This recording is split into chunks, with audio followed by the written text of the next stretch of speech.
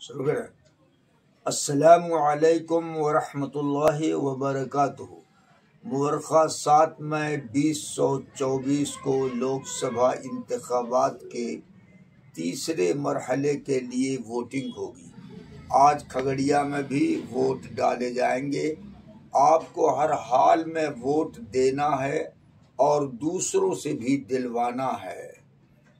हमें अपने मुल्क में इंसाफ, आज़ादी, मसावात और भाईचारगी को बहाल करना है।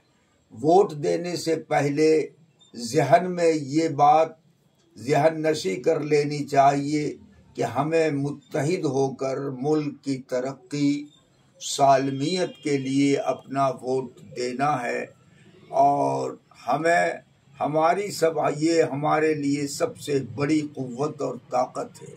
अगर आपको मालूम नहीं है कि आपका पोलिंग मरकज़ कहाँ है, आपका सीरियल नंबर कहाँ है, तो नीचे दिए गए नंबर पर कॉल करें। इस पर बर वक्त आपकी मदद की जाएगी और के लिए लोग तैयार रहेंगे।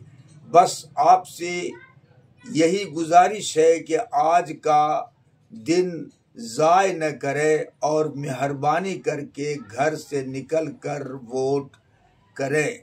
ये हमारी ताकत है।